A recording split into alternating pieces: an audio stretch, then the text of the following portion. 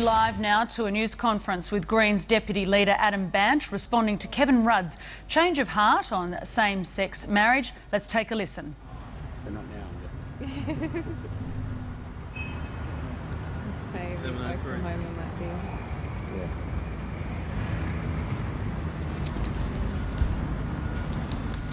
Waiting for Adam Bandt to begin that news conference there. He's also expected to be talking about the process for his marriage equality bill as well, which is due to be voted on June 6. When you're ready. Thanks. I welcome Kevin Rudd coming out today in support of marriage equality. What we've seen around the world, from United Kingdom's Prime Minister David Cameron to US President Barack Obama, is that when politicians sit down and think about this issue, they change their minds. And how could you not? The majority of the population here in Australia wants to get rid of discrimination from our marriage laws. People want others who might be their sons, their daughters, their friends, their workmates, to share exactly the same rights and to be able to marry the person they love and share it with their friends and families. And the tide of history is moving on, and on the 6th of June there will be a vote in Parliament on my bill to remove discrimination from our marriage laws. The announcement today means that there will be at least one more vote in support of that bill. Hopefully a number of other Labor MPs will come over as well. But what this really does is put the focus squarely on Tony Abbott. Tony Abbott said recently that he would not allow religion to influence what happens in politics. Well, now is his chance to prove it, and on 6th of June he should allow his members of Parliament to have a conscience vote. And this is the Liberal Party that says they don't believe a government should have a role in regulating people's private lives, including what happens in the bedroom. And this is the party that went to the last election saying to the public that their members had the right to vote according to their conscience. We've seen Liberal MPs cross the floor this Parliament on issues from refugees to single parents, and it's time for them to do the same on equal marriage. If Tony Abbott allows a conscience vote, then I am confident that before the election it will be legal in Australia for people to marry the person they love, whatever gender that person is. So, and also importantly for Tony Abbott, is that Kevin Rudd said today the reason he changed his mind was not despite being a Christian, but because he's a Christian. And for Tony Abbott, who is also a person of faith, it's time for him to reflect on whether he really believes that compassion has a place in politics, and if so, he should allow his members to have a conscience vote and allow for equal marriage in this country. Adam, can you categorically say that your bill will be voted on in this Parliament? Well, the normal practice would be for a vote on this bill on the 6th of June. This bill's been probably one of the most debated bills in Parliament, this issue. I introduced it back in February of last year. We had a House of Representatives inquiry that said 64% of the population wants the law changed, and we had more responses to that than any other bill. We're having more debate on my bill next week.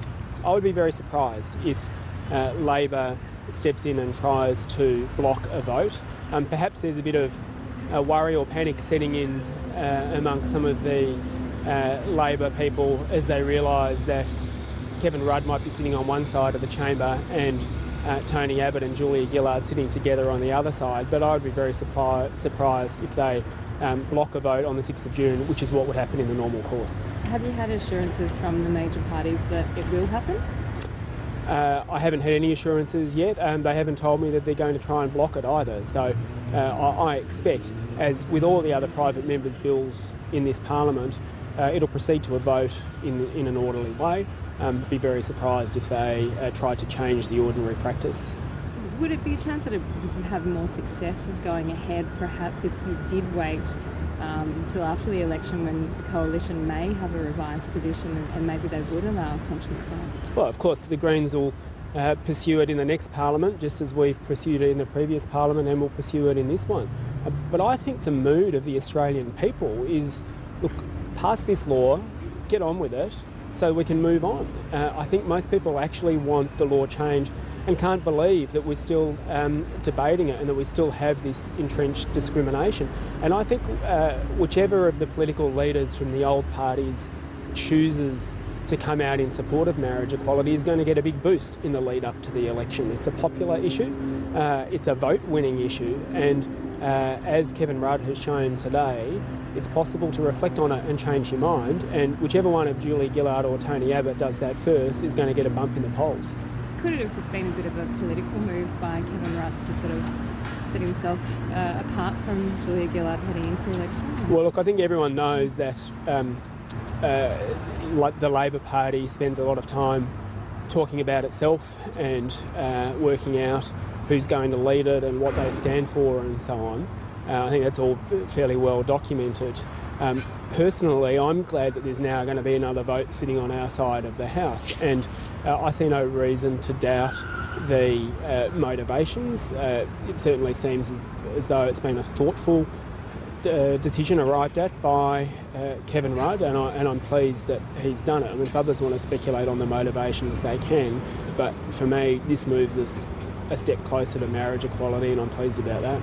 And just on that, you said that will be another number. Do you have any idea how the numbers will fall and what chance the bill is? Well, one of the biggest problems that we've got is that by refusing to allow his members the right to have a conscience vote, a right that they've got in their party constitution, Tony Abbott has made it difficult to determine exactly how much support there is on the Liberal side. I know, because I've had conversations with many of them, there are lots of Liberal MPs who would want to vote for this bill.